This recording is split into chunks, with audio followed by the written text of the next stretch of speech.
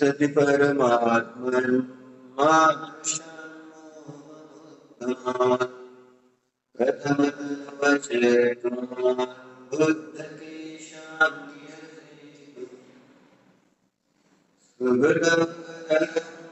सुगतरीशं शिवं वा जितवामि वन्दे भासुरं श्रीगिरं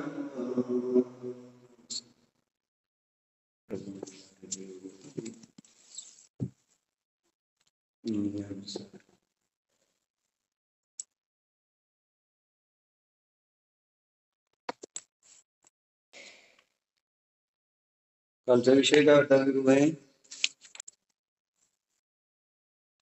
बरोबर, सगळं थोडं थोडं बरोबर आहे. विषय काय सुरू कुठून झाला? हा हा काय होतं? भक्ती काय? बरोबर आहे, भक्तीच चालली, रोज भक्तीच चालली. सुरुवात कशासाठी केली? भक्तीच.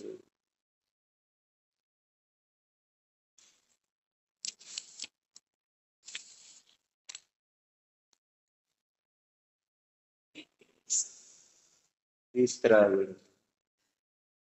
जो प्रयोग सांगितला होता तुम्हाला,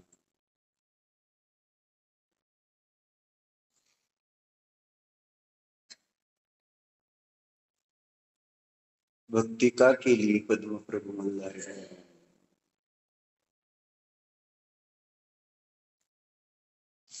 केली ना भक्ती सुरुवातीला. हे जित भव तुम्हाला माझा नमस्कार असो, असं म्हणाले ना. मी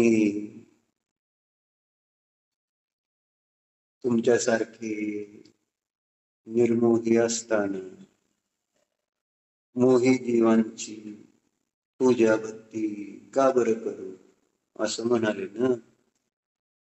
म्हणजे पद्मप्रभू मल्हारी देवांना निर्मोही जितभव, जे शरीराच्या वशना आहे, आशा, भगवंतांच्या प्रति भक्ती उत्पन्न झाली. का झाली हा माझा प्रश्न.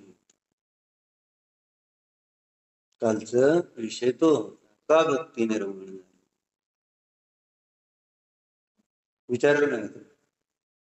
मोनिका ताई, मी आलीच नव्हती, माझ्या मला काही संबंध नाही. असं लय छान होती. न येणं हे एकदम निर्दोषतेचं लक्षण मानलं. अज्ञानाला निर्दोषता मानल्यानंतर मग आता सुखी होण्याचा उपाय काय? काय सांगितलं?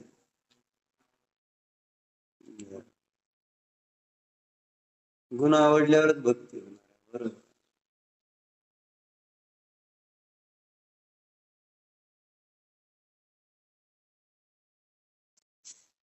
अजून कोण काय सांगणार आहे का? आणि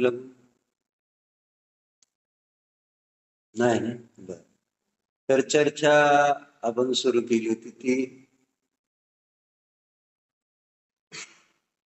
सज्जन प्रभू मल्हारी देव सज्जन जीव होते. सज्जन सज्जन होते पद्मप्रभू मल्हारी देव सज्जन होते. असं मग सज्जन कुणाला म्हणायचं ह्याच्यावर विषय निघाला. बरोबर आहे. कोणाला सज्जन म्हणते? जे केलेल्या उपकाराला विसरत नाही त्यांना सज्जन म्हणतात, साधू पुरुष म्हणतात. येते चर्चा त्याच्या.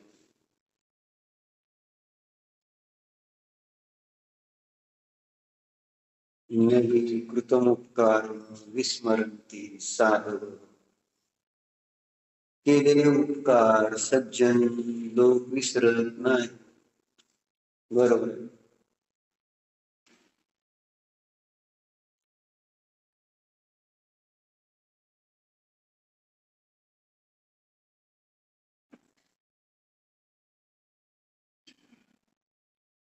मग माझ्यावर उपकार देवशास्त्र गुरुचा आहे ते आपल्याला जर वाटलंच नाही तर मी भगवंतांची भक्ती का करणार? आपला कालचा विषय होता. उपकृत झाल्याशिवाय मला काहीतरी आहे ना लाभ झाला, फायदा झाला, चेतन अचेतन पदार्थ कोणताही असला जरी तरी त्याच्या प्रती माझी भक्ती उत्पन्न होते, आहे ना. भक्ती कर म्हणून कशी करणार मला?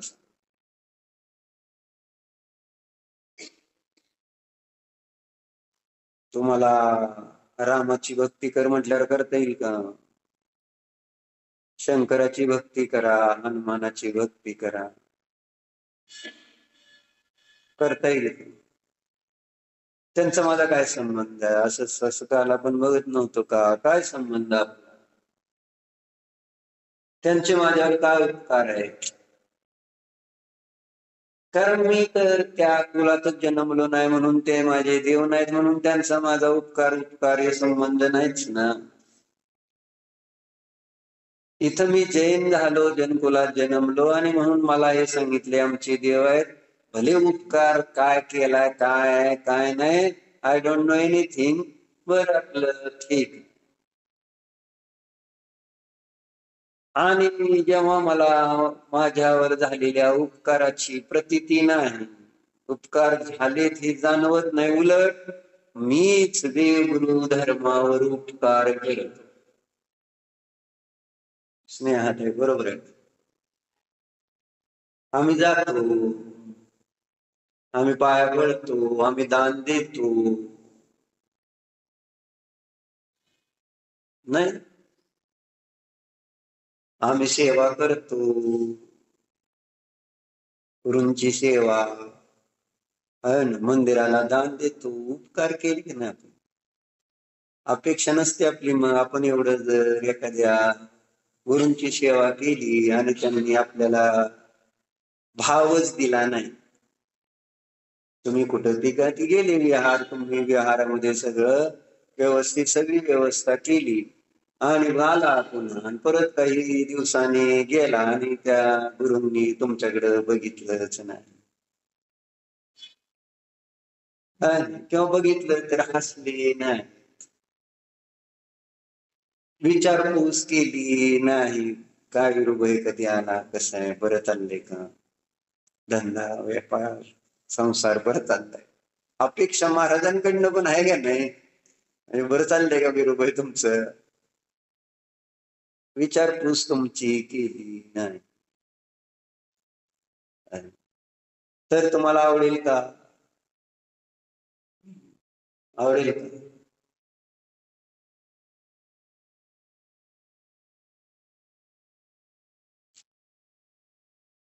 म्हणजे जर आवडलं नाही याचा अर्थ मी त्यांच्यावर उपकार केले. लक्षात आलं? सरळ गणित आहे ते. तुम्ही आता म्हणा नका म्हण, नाहीतर मग तुमची अपेक्षा का राहिली असती किंवा त्यांनी मला विचारावं,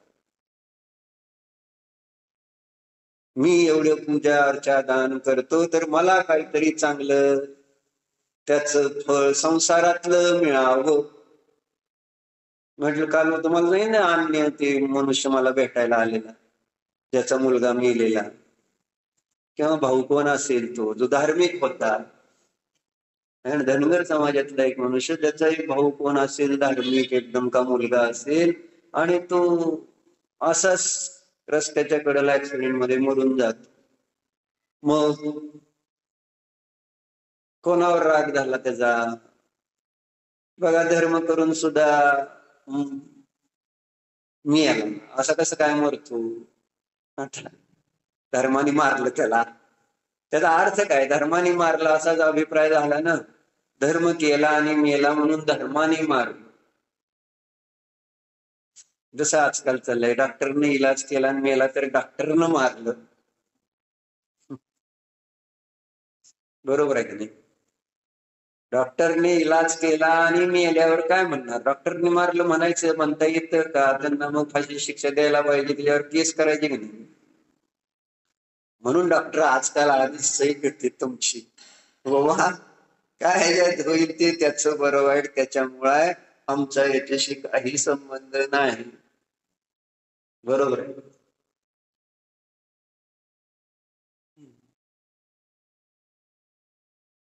म्हणजे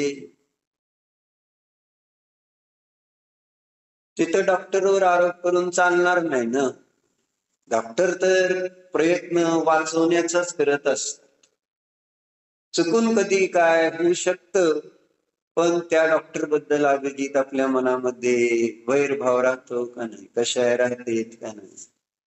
त्या डॉक्टरांनी त्या डॉक्टरांच्या चुकीमुळं असं झालं, मुद्दामून केलंय असं आपल्याला वाटतंय, पण डॉक्टर मुद्दामून करणार का? मी आल्यावर त्याला म्हटलं ना, जिवंत आहे तोपर्यंत ती कोंबडी सोन्याचा अंड देणार. मग मी आल्यानंतर काय अंड मिळेल का ते कोंबडी? तसं तुम्हाला जीवन ठेवलं तर तुम्ही पैसे देत राहणार विरुबाई डॉक्टरांना, आणि एकदा तुम्ही मी यालाच समजा, परत डॉक्टरकडे काय पेशंट नाही काय नाही, मग काय अडचणी देईल ना डॉक्टर. असा पण एक व्यवहार आहे. सांगायचा भाव काय? डॉक्टरांचा अभिप्राय वाचवण्याचाच, आणि त्या कारणाने तिथं त्याच्यावर चष्मा ठेवू नका. मग साईडला ठेव की, चालतंय तसं काय, पुढे ठेवा.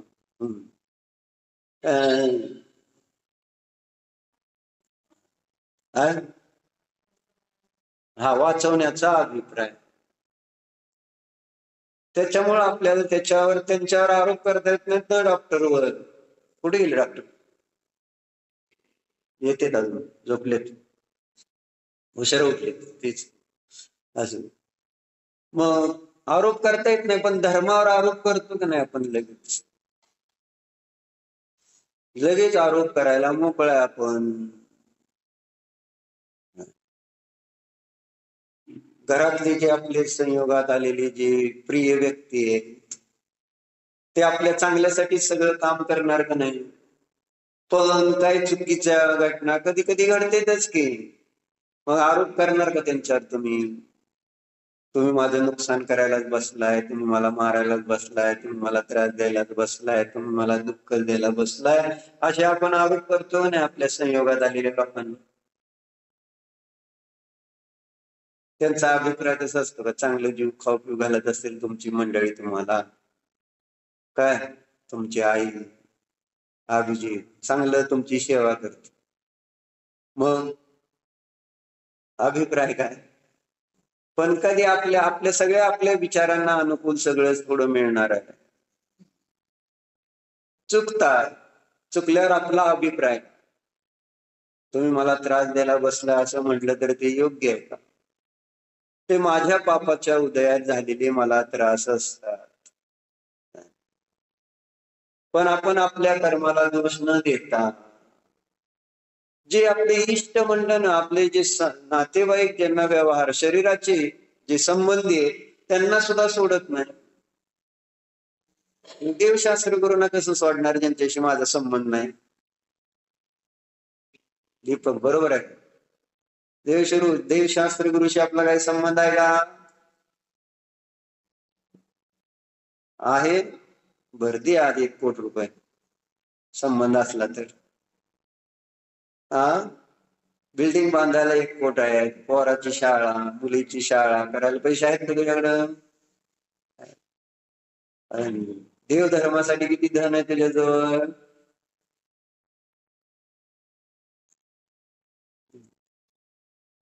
काय संबंध?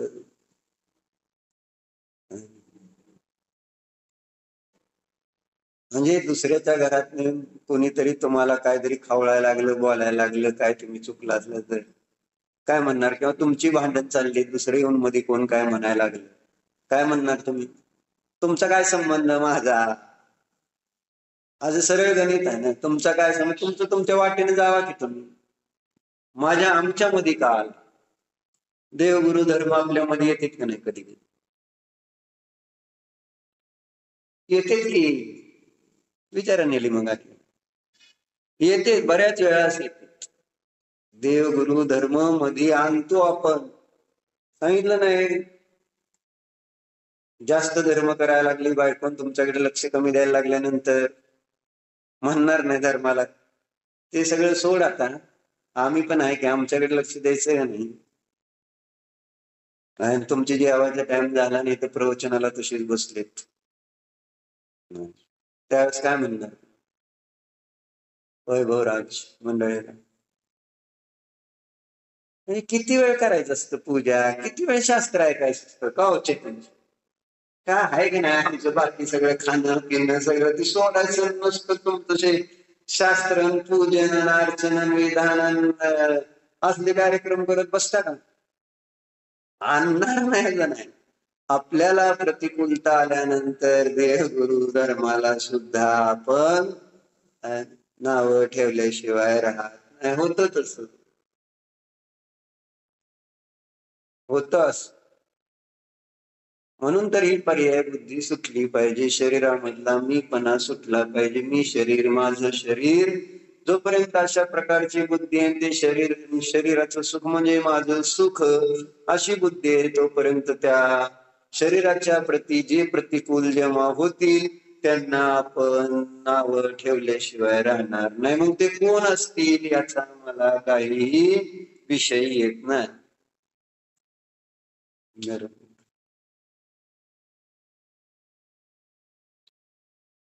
म्हणून त्यांचे आपल्यावर झालेल्या उपकाराचं आपण रोज स्मरण केलं पाहिजे. मुद्दा हा, रोज आपण त्यांनी केलेल्या उपकारांना आठवतो का? आपले जे समजा इष्ट, आई वडील कोणी ज्यांचा वियोग झालेला आहे, मग बरेच वर्ष जरी झाले तरी आपण पुन्हा त्यांची आठवण काढून त्यांच्या उपकाराचं स्मरण करतो का नाही? पुन्हा पुन्हा. अभिजितच्या दुकानात तर सनद पाहुण्यासंबंधी बोलणारे खूप जण येतील, रडतेत, अजून सुद्धा डोळ्यात पाणी येतं त्यांच्या. त्यांनी केलेले उपकार त्यांच्यावर, शेतकरी वर्ग, कोणी हमाल आहे, परीट आहेत, असे सगळे दोस्त होते त्यांचे बरेच. मग परत फोटो बघितला की डोळ्यात पाणी आणते ती. उपकाराचं स्मरण फोटो बघून सुद्धा. आणि आपल्याला मूर्ती बघून कधी डोळ्यात पाणी येते?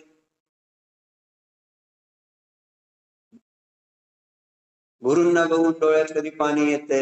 गुरूंचे वचन ऐकून कधी डोळ्यात पाणी येते? अहो का किती मोठे उपकार माझ्यावर देव गुरु धर्माचे आहेत. म्हणून आपल्याला कधी त्याचं स्मरण केल्यानंतर आणि त्याचा आपल्या जवळ काय आता वियोग आहे, नाहीत आपल्या जवळ देव, मग आपल्याला डोळ्यात पाणी येतंय. किती मोठं कार्य करून गेले ते माझ्यासाठी. महावीर किती मोठं कार्य करून गेले आमच्यासाठी. नको अश्रू यायला आपल्याला त्यांच्या उपकाराचं स्मरण करून. पण मला पहिला प्रश्न येईल की माझ्यावर काय उपकार झालाय बरं देवाचा? कारण त्या दृष्टिकोनातून मी कधी चिंतन करत नाही काय उपकार झालेत माझ्यावर देव गुरु धर्माचे माझ्यावर.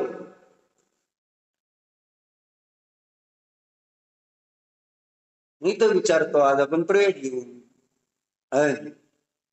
प्रकाश काका, तुमच्यावर देवगुरु धर्माचा काय उपकार आहे. आणि नुसतं शास्त्रीय नको, खरोखर आहे ना. म्हणजे मग बोलायला काय शास्त्रात रोज आपण वाचलंय ऐकलंय ते तुम्ही सांगचाल ज्यांना येते शास्त्र, पण प्रॅक्टिकल जरा आपण थोडं विचारात घेतलं. इतर लोकांना प्रॅक्टिकली समजतं देवगुरूंचे उपकार, समजतंय. काल सांगितलं ना, इंद्रिय म्हणजे संसार, संसार सुख त्यांना देव आणि धर्माच्या निमित्तात जे प्राप्त झाला, तर त्यामुळं ते देव धर्माला विसरत नाहीत किंवा त्यांचे उपकार जाणतात. पण माझ्याकडे इतकं पुण्य आहे मागच्या जन्मात केलेलं देवगुरु धर्माच्या आश्रयाने, की वर्तमानामध्ये देवगुरु धर्माचे उपकार स्मरण करण्यासारखं वर्तमानात काय भासित होत नाही. कारण सगळी अनुकूलता पुण्याचा उदय, आणि त्या निमित्तात मला देवगुरु धर्माचं स्मरण करण्याचं, उपकाराचं स्मरण करण्याचा विषय येतोय का आपल्याला? इतर लोकांना येऊ शकतो, आहे ना. म्हणूनच एवढे कसे लोक, आता आम्ही रात्री येत होतो, बघितलं रात्री 1:30 वाजता महादेवाच्या यात्रेला चालतायत लोक. किती? रात्री 1:30 वाजता. बर, कावड घेऊन उन्हात, काय भानगड? ते माझ्यावर उपकार करतील ही एक भावना आहे, नाहीतर उपकार झाले ही दुसरी भावना आहे. दोन्ही आहेत त्यांच्यात. आपण मंदिरात येताना आपल्यावर झालेले उपकार किंवा माझ्यावर उपकार होतील अशा भावनेने शास्त्राचं अध्ययन, देवाचं दर्शन, गुरूंची सेवा, माझ्यावर अनंत उपकार आहेत. आपण सुरुवातीला म्हणत नाही स्याद्वादन षटद्रव्य गुण पर्याय और प्रमाण का, जड़ कर्म चेतन बंधकार कर्म के अवसान का, कह कर स्वरूप यथार्थ जग का जो.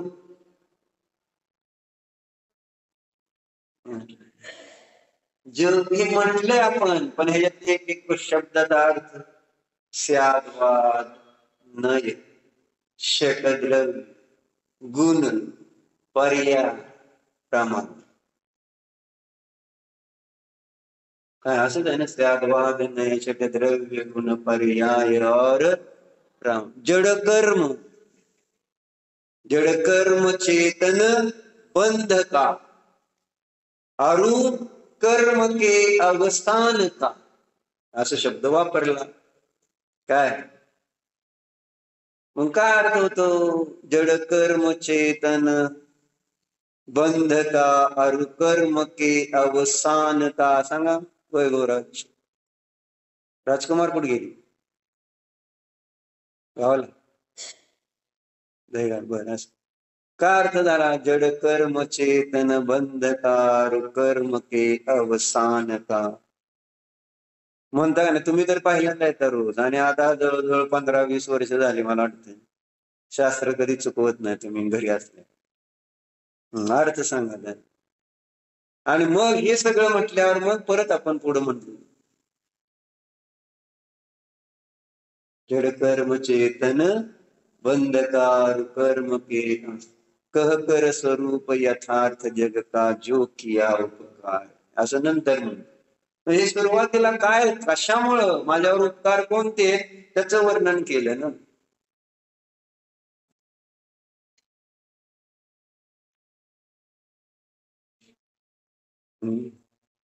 जड़ कर्म चेतन बंध का, अरु कर्म. त्याचं जिनधर्माचं नाव सांगू मला. आता माझा प्रश्न आहे, आता तुम्ही रोज त्या 2 ओळी म्हणताय, 4 ओळी म्हणतोय आपण, काय त्याचा भाव आहे? आणि मग तिथं मस्त कसं झुकलं पाहिजे. एक एक शब्दामध्ये अर्थ आहे ना. स्याद्वाद नय असू दे, षटद्रव्य असू दे, गुण असो, पर्याय असो, प्रमाण असो, जड कर्म असो, चेतन असो, बंध असो, कर्माचं अवसान असो,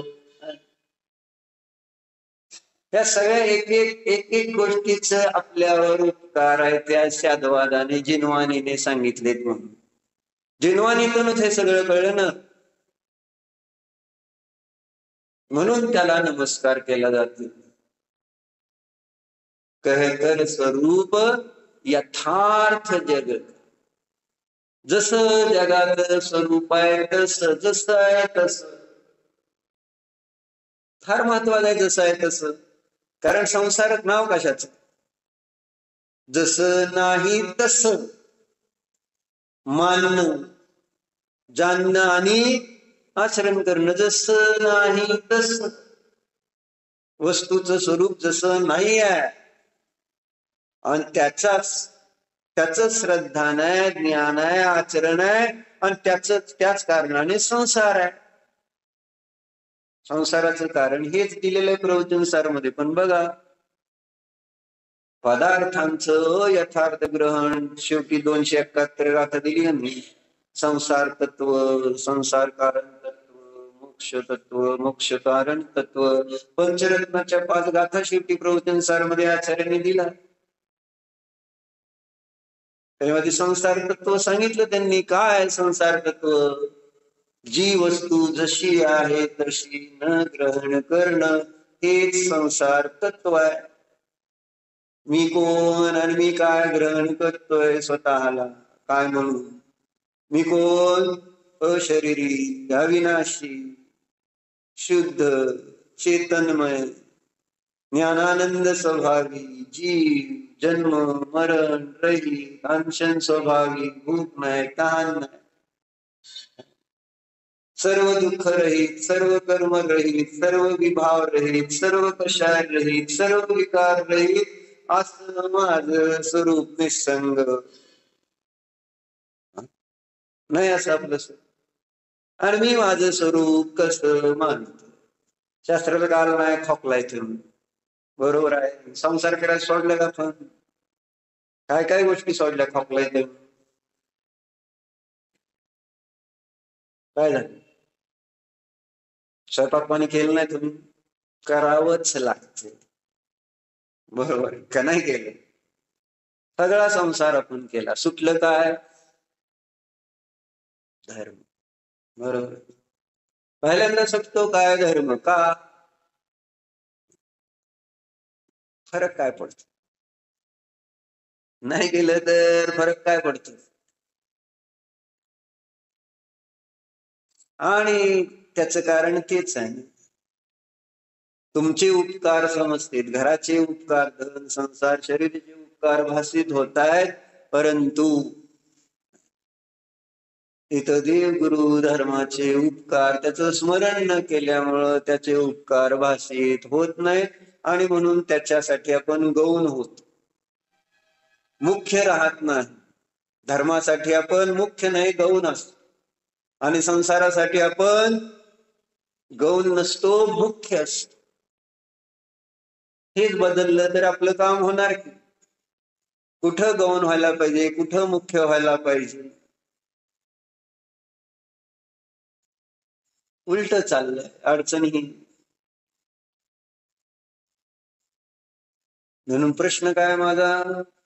स्याद्वाद नय षटद्रव्य गुण पर्याय प्रमाण का जड़ कर्म चेतन बंध का रूप कर्म के अवसान का.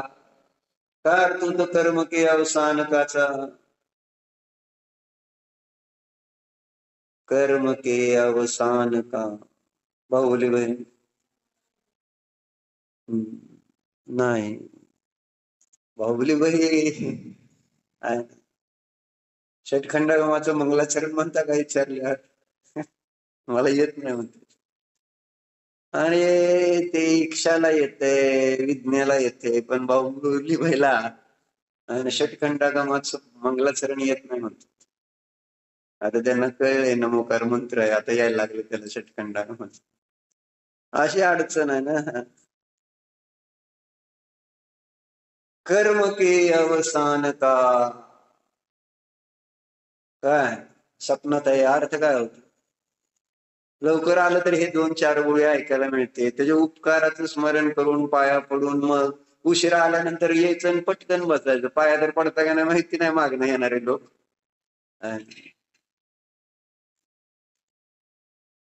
कर्म के अवसान का, अस्मिता काय अर्थ झाला? आणि मग काय काय शब्द आहे, अर्थ आहे का नाही त्याला? कोणाला येत आहे? हा, अवसान कळालं? काय झालं?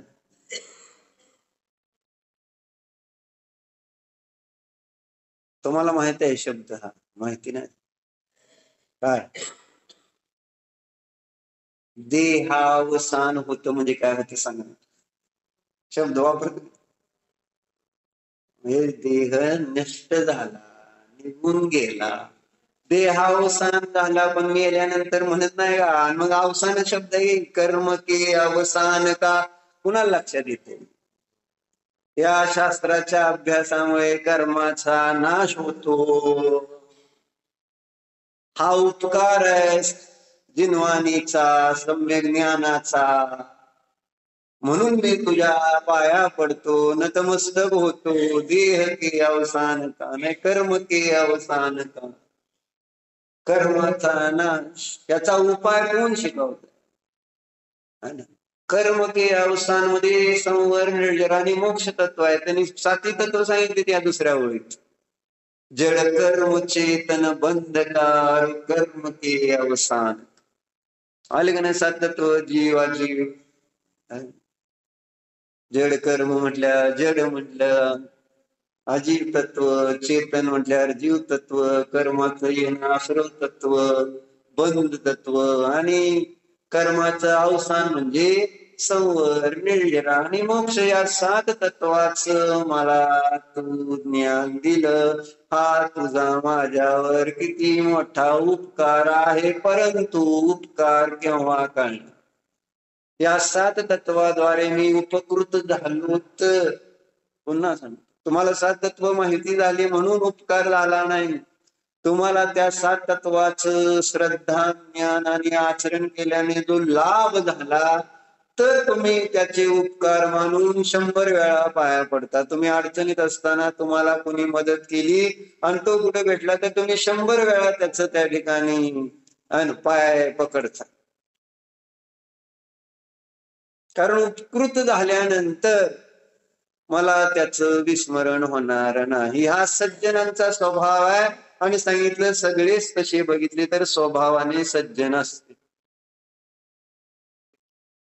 केलेले उपकार प्रायः कोणीही असं सहजासहजी नाही विसरू शकत.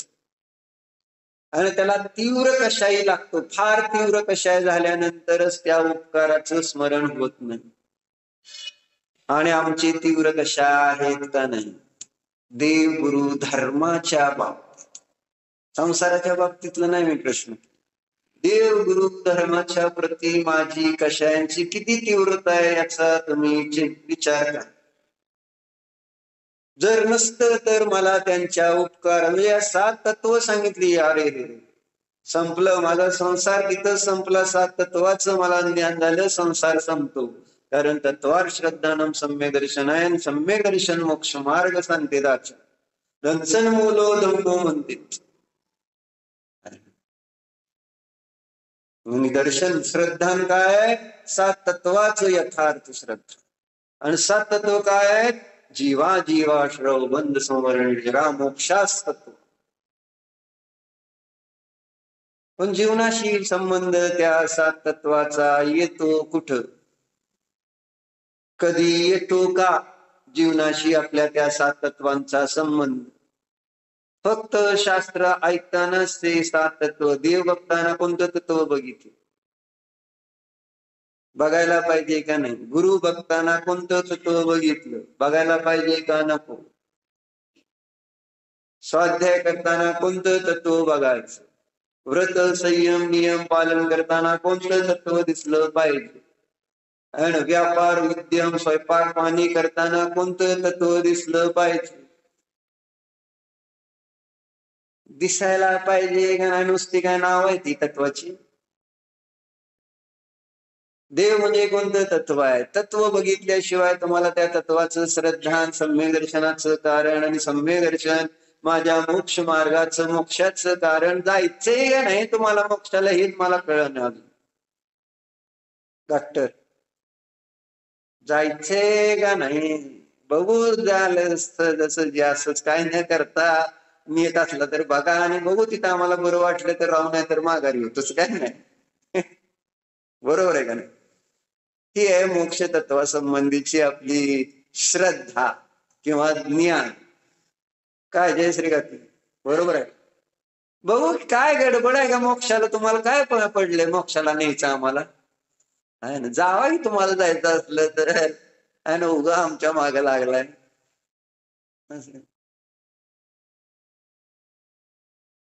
खरोखर पेटून उठायला नको का? मुक्त व्हायची भावना व्हायला नको का? एवढे सगळे वर्तमानात दुःख आहे, नको त्या दुःखातून मुक्त व्हायची इच्छा करायला? इथं आला एक श्लोक बघा, सांगतो. परत म्हणणार काय वाचतच नाही. चेतनजी एक श्लोक वाचतो, वाचू दे का?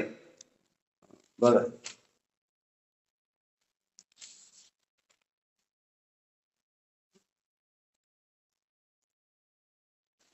1133 1133 कळत नाही.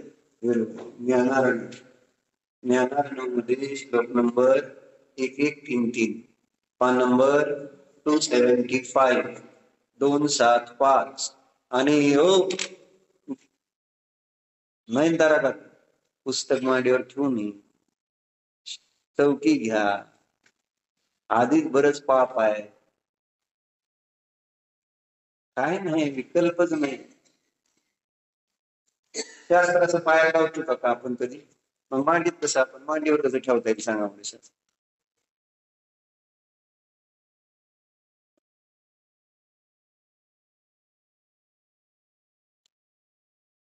वाचू का आले बघा.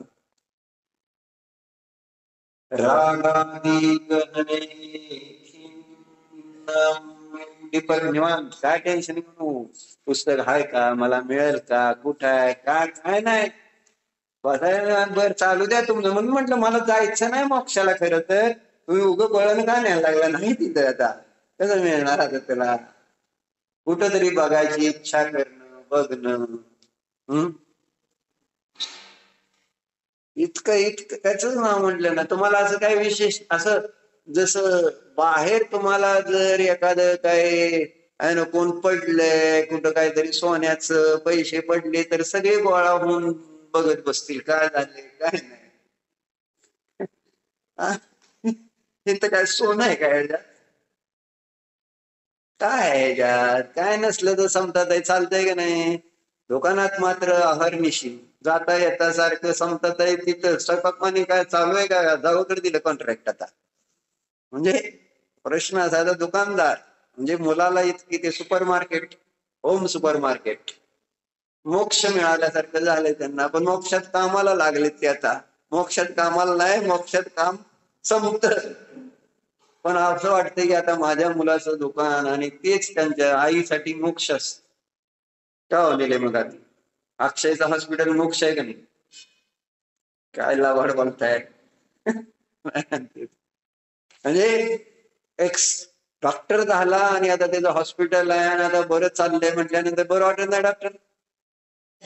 डॉक्टर खोटं बोलत नाही. बरं वाटतंय म्हणतात, कशाला जात नाही. पण बरं वाटतंय का नाही? फिलिंग तर येते का नाही? अक्षय तर छान चाललंय, अक्षय एमडी झालाय, त्याच्याकडे भरपूर पेशंट आहेत आणि त्याचं हॉस्पिटल पूर्ण झाल्यानंतर तुम्हाला आनंद झाला ना? मग तेच सांगतोय, मोक्ष झालं ना. नाही काय म्हणायचं, बायका कबूल करत नाहीत लगेच. आणि मुलाचं यश हेच बायकांचं मोक्ष. बरोबर आहे का? संजय काकी होय म्हणते.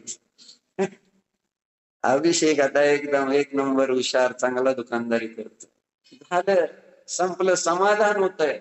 आता काय नाही काय नाही, आता डोळे झाकायला मोकळं झाले सगळे. असं बघा राव, काय आपल्याला म्हणलं ना, कुठून तरी श्रद्धा उत्पन्न करावं लागेल.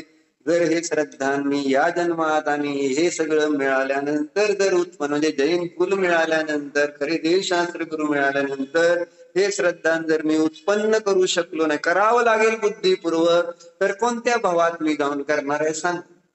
कोणत्या जन्मात जाऊन आपल्याला हे परत शक्य होणार आणि परत कोणता जन्म मिळणार आहे मला की जेणेकरून मला याचं श्रद्धान करता येईल याच्यावर चिंतन. म्हणून बोधी दुर्लभतेचं पुन्हा पुन्हा वर्णन करते आचार्य. तेव्हा ही पर्याय किती दुर्लभ आहे, किती दुर्लभ आहे, किती दुर्लभ आहे.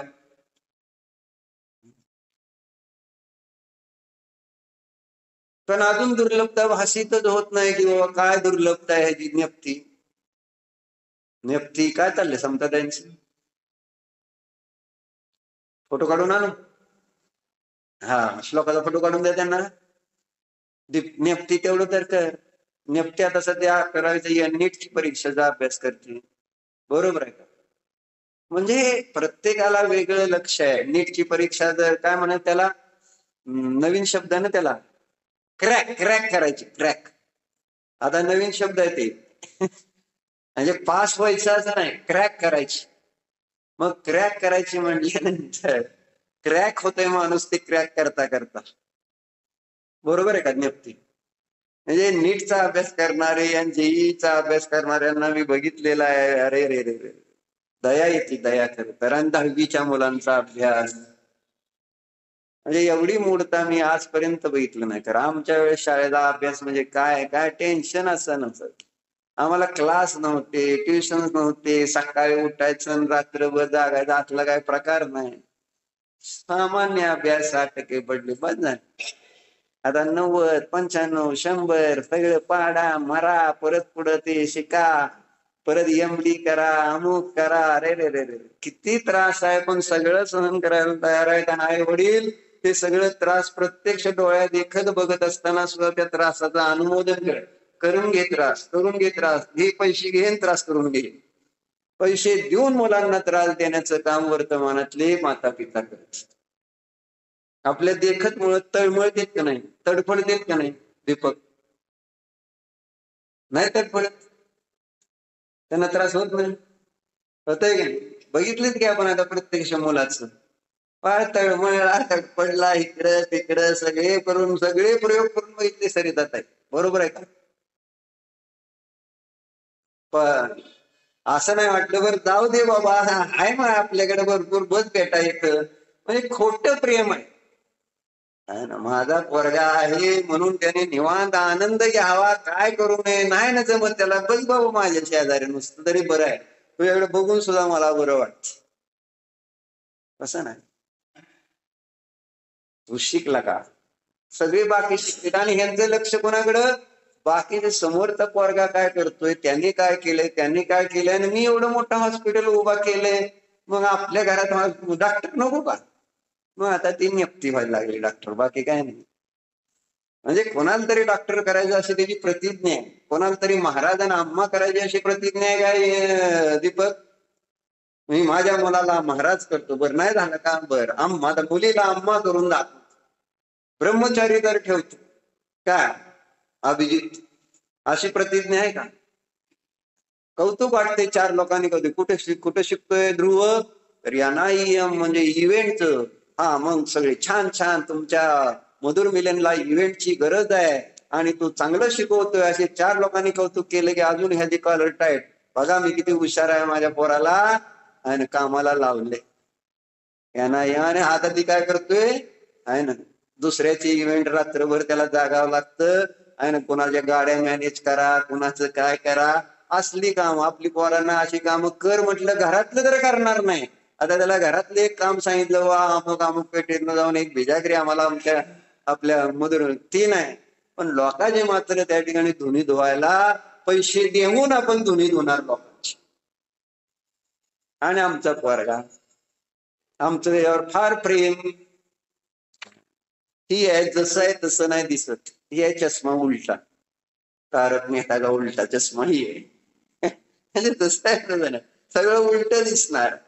जसं दिसलं असतं तसं जर बरं होतं ना, पण तसं कुठं दिसतंय. काय लिहिलं बघ, कशासाठी सांगतोय? संसार कसा आहे, कसा आहे बघा ते सांग.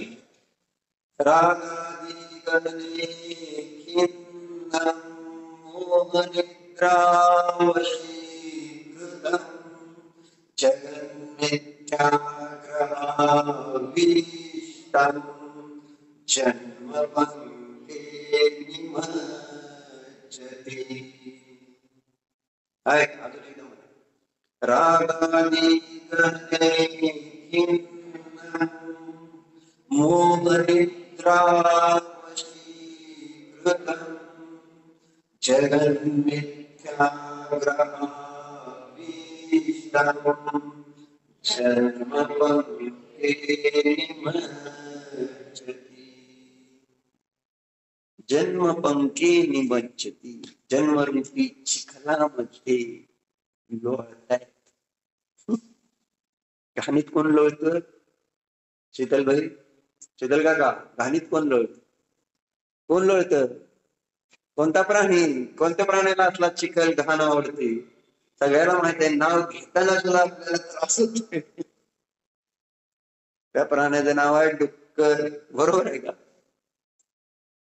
आणि इथं आचार्य त्याला म्हणते जन्मरूपी घाणेट डबकार, आणि त्याच्यामध्येच मस्त हॅपी बर्थडे टू यू, प्रत्येकाचा हॅपी बर्थडेवर आनंद। इथं तर ते जन्मरूपी, आता वाचतो मी नाही लिहिलं, आचार्याने लिहिलं, सब ही संसारी प्राणी मिथ्या दर्शन पिशाच से पीडित होकर। डॉक्टर काय लिहिते ते एक शब्द पण कळलं पाहिजे की माझ्या मानगुटीवर कोणतं भूत बसलंय। बाहुलीबाई, कोणतं भूत? रेवती, बरोबर आहे का नाही? म्हणजे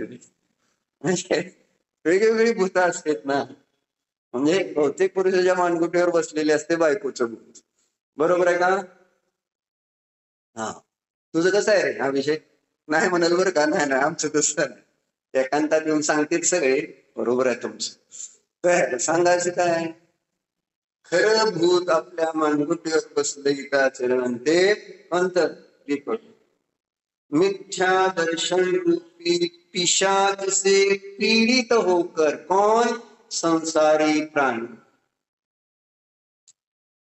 राग द्वेषादि रूप भयानक वन में विचरण करते हुए, राग द्वेष रूपी असं भयंकर जंगल आहे तिथं, म्हणलं ना सूर्याचं दर्शन सुद्धा नाही, म्हणजे घनदाट असं जंगल, म्हणजे खाली सगळा अंधारच, कुठली रस्ता कळत नाही, कुठं इकडे जायचं का इकडे जायचं।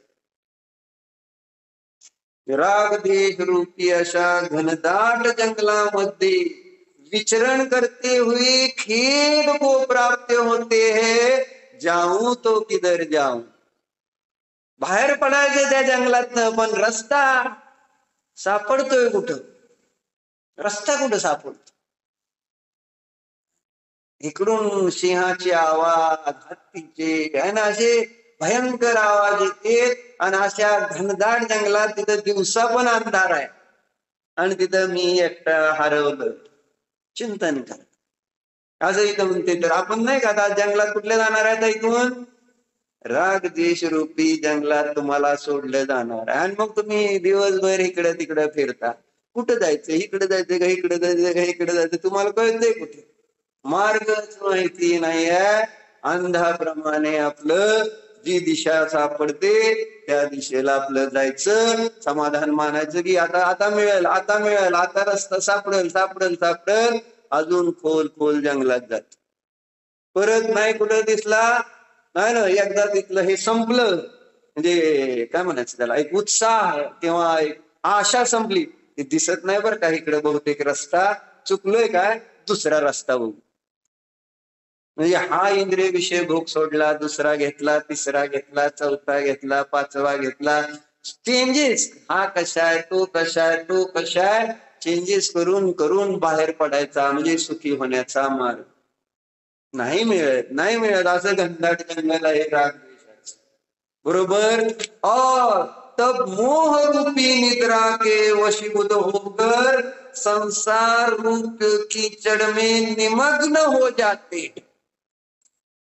मोह रूपी निद्रा अशी आहे की त्याच्यामध्ये आपल्याला समजत नाही की मी कुठं पडलोय.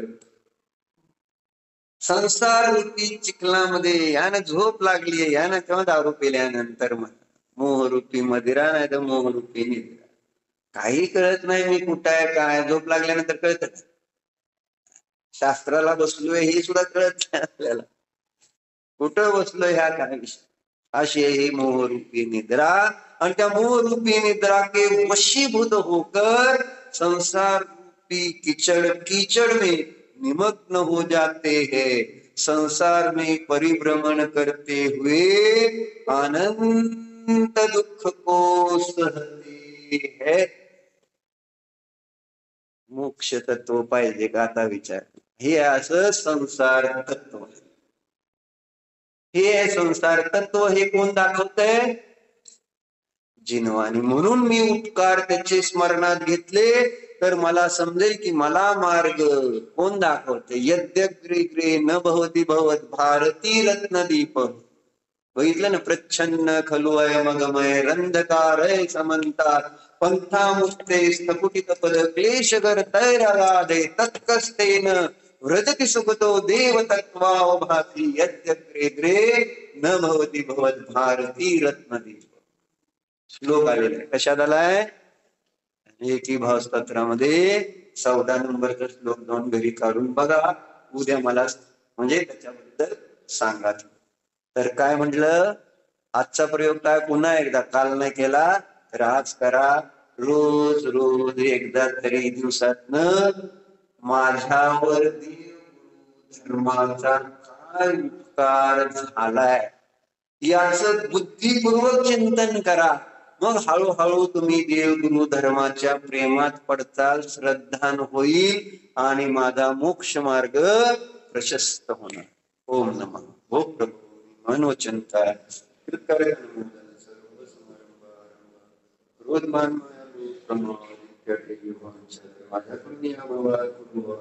शास्त्र गुरु यांचा अवधन्य झाला. घेतलेल्या व्यतिक्रमातीच्या दोष लागले. केंद्रियापासून पंचेंद्रियाकडे जटांनी सर्व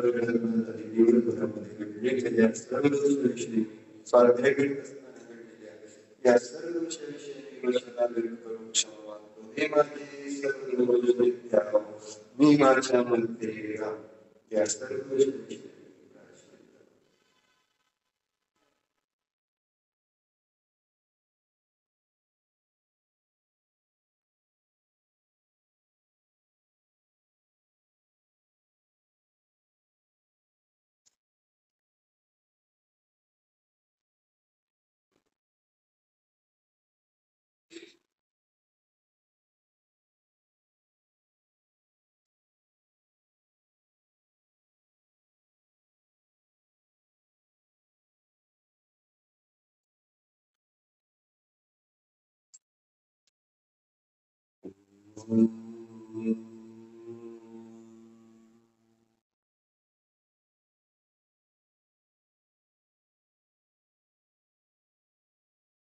मोक्ष तत्वाची अनुभूती कर. जाणणारा हा मी अशरीरी जीव म्हणजे मोक्ष तत्व आहे. अनादि अनंत मी मुक्तचा मी शरीराच्या बंधनात नाही. मी कुटुंब परिवाराच्या बंधनामध्ये नाही. मी दुकान घर यांच्या द्वारे बांधला गेलेलो नाही. मी मुक्त आहे. स्वभावाने स्वतंत्र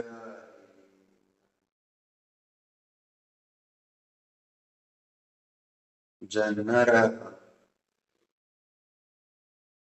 मोक्ष स्वरूप मुक्त स्वरूप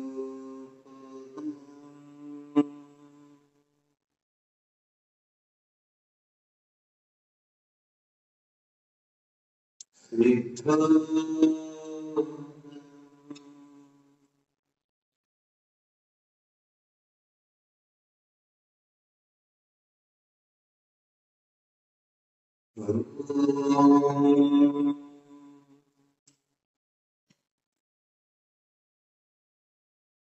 विसर्जित